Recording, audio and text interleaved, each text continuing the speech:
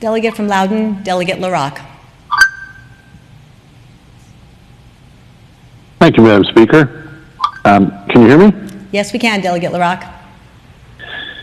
Madam Speaker, I rise to request a point of personal privilege. Delegate LaRocque, you have the floor. Thank you, Madam Speaker. Madam Speaker, like the delegate from Bedford, I also received a postcard recently, a different one. I'm in. It has a color artistic rendering of George Floyd. His name is written in large, bold, red type next to his picture. It gives the place he lived and acknowledges that he died on May 25th, 2020 at age 46. I don't need to go through the details of the George Floyd tragedy. We've all heard them to a great extent, and to some degree that's why we're meeting and focusing on many of the initiatives that have been brought forward in this special session. The back of the postcard sends the message to me as a delegate saying qualified immunity has got to go. It protects the bad cops who are destroying our communities. Well, there's been much discussion on whether or not qualified immunity is a good thing. I think I have come down on the side opposing that pretty clearly. But I think we can all agree that bad cops cause significant damage not only to our communities, but they are a huge detriment to other members of law enforcement who are good cops, the majority who are good cops. Every few decades, Madam Speaker, members of the body, an event comes along and it stirs our nation deeply in our emotions. It can affect us and our children for decades. I think that the recent death of George Floyd has put a lot of things in motion. It is one of those events. Some of the things that it put in motion are very good and some not so good. Perhaps our greatest responsibility as legislators is to thoughtfully assess what, if any, changes to our laws may help avoid future tragedies in years ahead. I know that thought was on my mind as we approached the special session and caused me to look for ways that I could improve things through legislation. Madam Speaker, members of the body, we all know that we have a new law coming on the books relating to collective bargaining agreements that will be negotiated between local governments and police associations or police unions. Collective bargaining can help secure benefits and compensation for hardworking people, but collective bargaining can and most definitely does make it very difficult or even impossible to hold bad cops accountable. So from where I view this, there could not be a more obvious way to improve how law enforcement accountability is conducted than to avoid procedures which are widely known to impose barriers to investigations and discipline in situations involving law enforcement misconduct. That's what some collective bargaining agreement or some of the terms in those agreements actually do. Stated a little differently, allowing local governments to pass union or union association agreements which hinder investigations and soften or eliminate appropriate discipline all but guarantee that there will be more victims in Virginia coming soon. Incidents such as the death of George Floyd could have been avoided if collective bargaining agreements did not block proper police accountability. Again, Madam Speaker, these collective bargaining agreements can be a significant barrier to basic accountability. A review of police contracts in 81 of the nation's largest cities demonstrated a number of ways accountability over police actions were thwarted. 50 cities restrict interrogations by limiting how long an officer can be interrogated, who can interrogate him or her, and the types of questions that can be asked, and when the interrogation can take place, sometimes delaying interrogations for up to 30 days. Madam Speaker, members of the body, 41 cities give officers under investigation access to information that civilians would not get. 64 cities limit disciplinary consequences for officers, including presenting an officer's history of past misconduct from being considered in future cases. 43 cities erase records of misconduct, in some cases in as little as 6 months. Perhaps the worst of all, 48 cities let officers appeal disciplinary decisions to an arbitrator who can reinstate the officer. Madam Speaker, the United States Conference of Mayors recently released a report. We don't have to go looking for information on how these collective bargaining agreements affect law enforcement.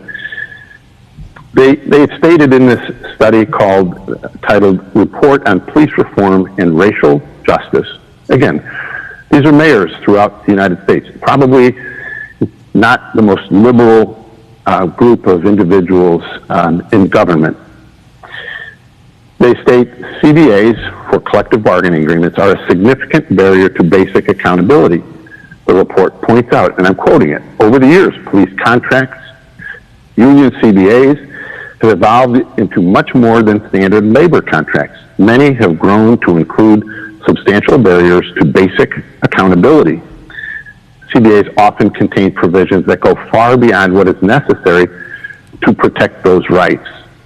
Some provisions look innocuous on their face, but they can severely impair a department's legitimate need to investigate allegations of a police officer's misconduct or to hold officers accountable. Without legislation to prevent the new law that comes into effect in Virginia in 2021, unions will negotiate agreements with local governments, and some of these provisions will protect bad cops, period.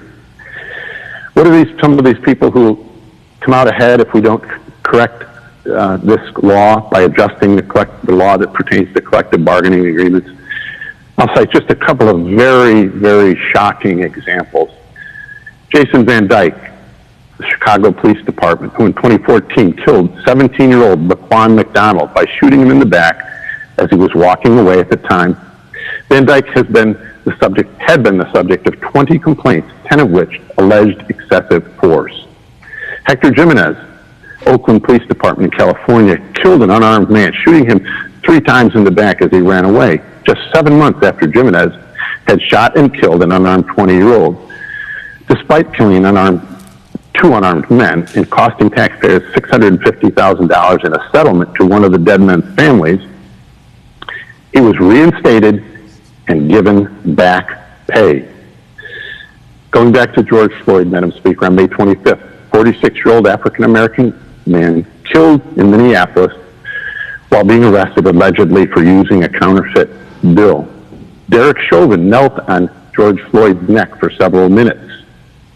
According to the New York Times, in nearly 2 decades with the Minneapolis Police Department, Derek Chauvin faced at least 17 misconduct complaints, none of which derailed his career. Even as outrage has mounted over the deaths at the hands of police, it remains notoriously difficult in the United States to hold police officers accountable, in part because of the political clout of unions. That's the end of the quote from the New York Times. Madam Speaker, thank you for indulging me for this long point of personal privilege, but I can't help but want to at least get the message to this body that we can avoid some of the barriers to law enforcement accountability experienced elsewhere in the nation by limiting the scope of police union collective bargaining agreements. I have introduced House Bill 5071, called the Law Enforcement Transparency and Accountability Act. In this special session, it does not block collective bargaining with police associations or unions, but it would limit provisions that would limit what provisions could be contained in those collective bargaining agreements. I will close, Madam Speaker, members of the Assembly, by saying the General Assembly's opportunity, it is a special session. We are here, we have an opportunity to limit the scope of a public safety officer collective bargaining compensation and benefits. We don't want to affect the part of a collective bargaining agreement that affect the normal benefits and compensation, that if we don't correct this problem as it relates to how accountability is administered, we're tying the hands of the chiefs of police and other people who are charged with maintaining order and making sure that police who misbehave or conduct themselves improperly can be taken, reprimanded, held accountable, fired, terminated, and perhaps even not be reinstated if that's the appropriate action. So, Madam Speaker, I thank you for indulging me. House Bill 5071 is still alive, technically, and if anybody is interested in taking a second look, I think it would accomplish a lot toward what we need to accomplish as a General Assembly to make people safer in this Commonwealth. Thank you. Thank you, Delegate LaRocque. The delegate from Hampton, Delegate Ward.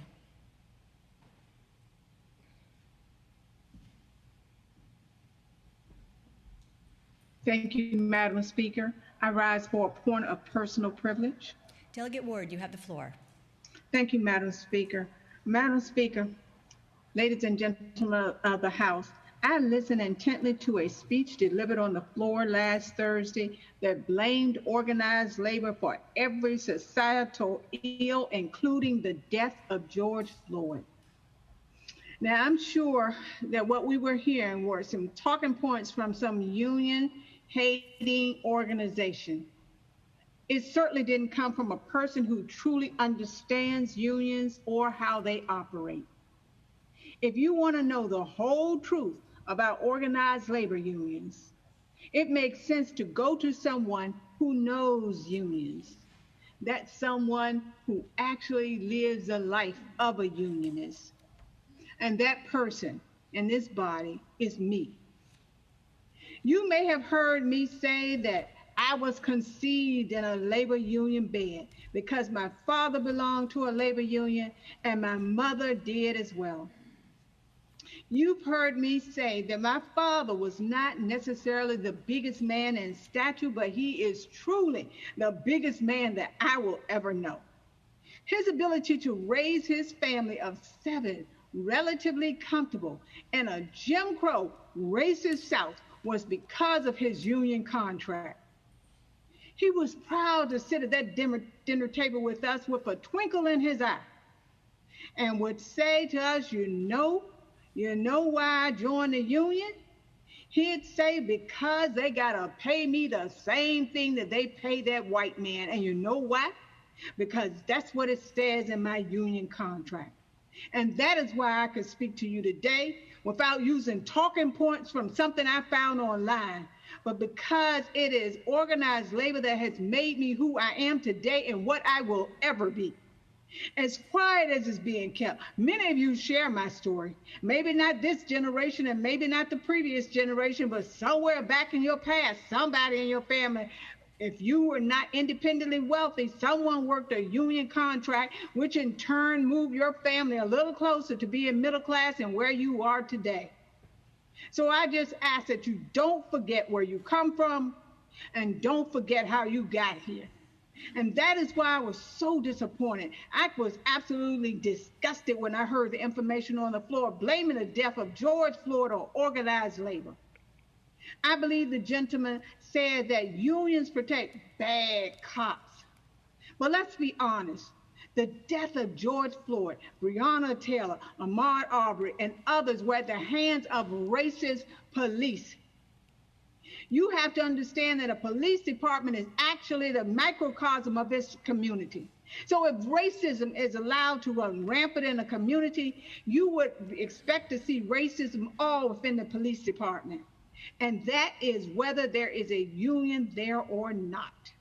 This conduct is nothing new to Black and brown communities. However, this pandemic has actually exacerbated the systemic inequities experienced by people of color. It is organized labor who has actively worked to stamp out hate and racism wherever it raises its slimy little head. We believe that workers, all workers, white workers, Black workers, brown workers, should have a voice at work. Not everyone could just walk up to the boss and just casually ask them for better working conditions or even higher wages, especially if you black or brown. However, they should be able to collectively bargain for a better way of life. Isn't that what we all really want?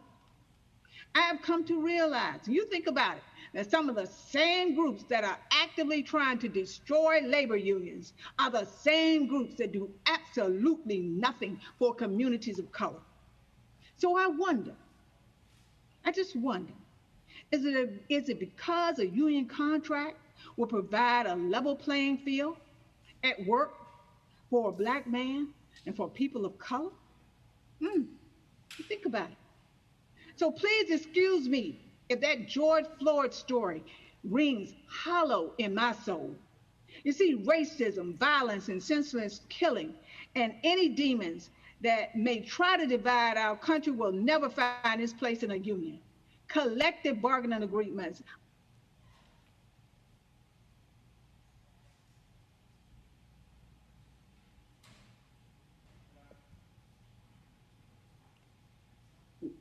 Madam Speaker, point of order, I think the delegate is on mute. Yes, absolutely. We're checking with her now. Chairwoman Ward?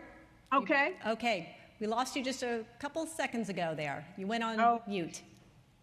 Oh, okay. All right. I don't know where I was. I just come to realize that some of the people who are really trying to destroy unions are the same groups who are actually doing nothing to help communities of color. So I wonder if it's because of a union contract that would provide a level playing field at work for black and brown people that we have so much of a problem. I just wonder. So you all have to excuse me if that George Floyd story just kind of rings hollow in my soul, because racism, violence, and senseless killing and any demons that try to divide our country will never find a place in unions. Collective bargaining agreements are not a cloak to hide bad, racist police officers. They are meant for teachers, to help firefighters, to help linemen trying to restore power to your home after a snowstorm.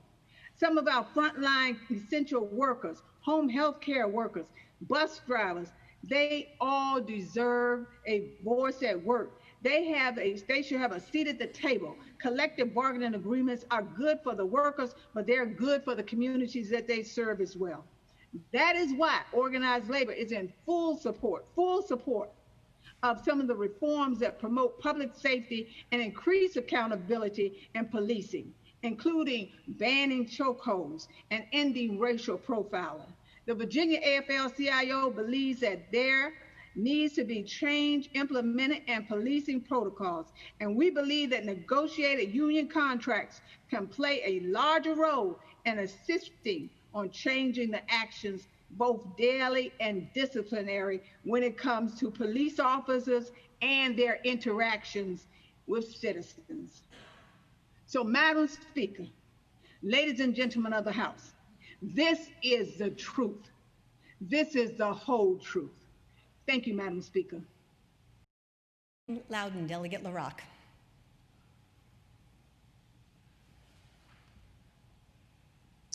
Thank you, Madam Speaker. Am I visible and audible? You are visible and audible. Delegate LaRocque, Yeah. you have the floor. Madam Speaker, I request a point of personal privilege. Delegate LaRocque, you have the floor. Thank you, Madam Speaker. I will also be very brief, but since the remarks from the chairman were so obviously directed at me in the remarks that I made a couple days ago, I would just like to clarify a little bit. First, I am not a racist, and it is not racist to amend a bill that will have a very detrimental effect on our community if it is not amended. The reframing the purpose of this bill so as to misconstrue it as an attack on collective bargaining overall or unions overall is very misleading. Perhaps the chairman who opted not to even hear the bill would have understood it better if there had been discussion on it. And obviously that would have granted the chairman and others plenty of opportunity to provide input. but a bill that seeks to limit the terms of collective bargaining agreements that pertain to law enforcement exclusively and relating exclusively to situations where there's an investigation of an infraction or a violation of proper conduct is not an attack on unions overall. And it still leaves in place plenty of opportunity to accomplish all of the things that were stated by the chairman as benefits of collective bargaining.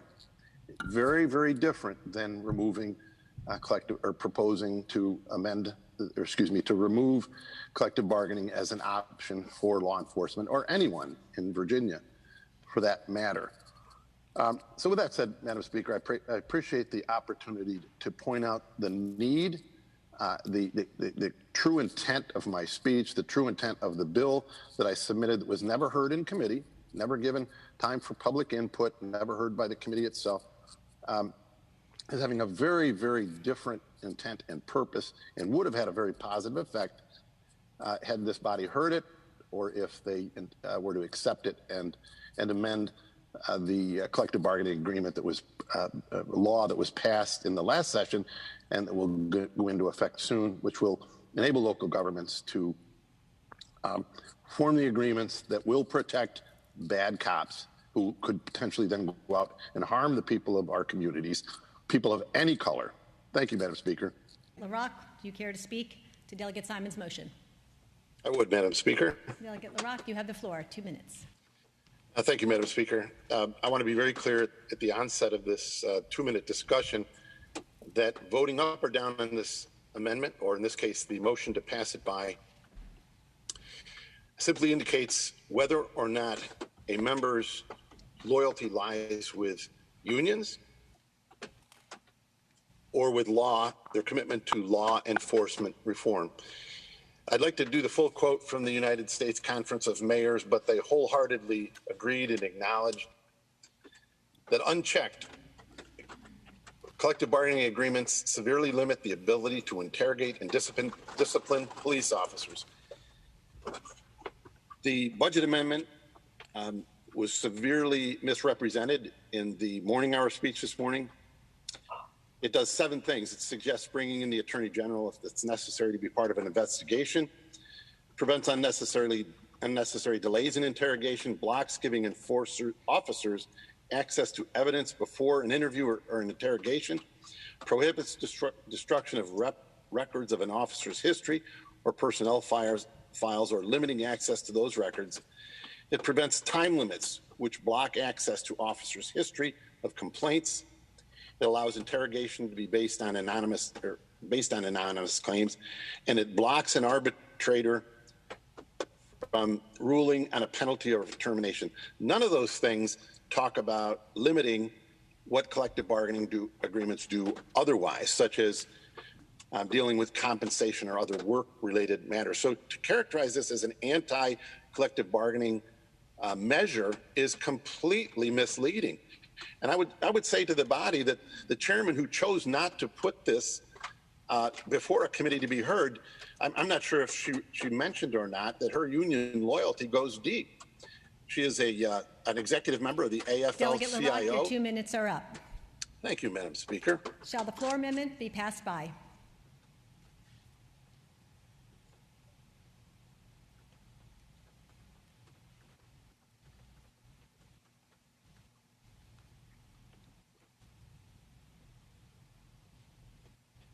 Madam Clerk. Delegate Bourne. Aye. Delegate Bourne votes aye. Delegate Brewer. Delegate Carol Foy. Delegate Edmonds. Delegate Edmonds votes nay. Delegate Edmonds votes nay. Delegate Levine. Aye. Delegate Levine votes aye. Delegate Auroch. The clerk will please close the roll. Ayes 54, nays 44, abstentions 0. Ayes 54, nays 44, abstention 0. The floor amendment has been passed by.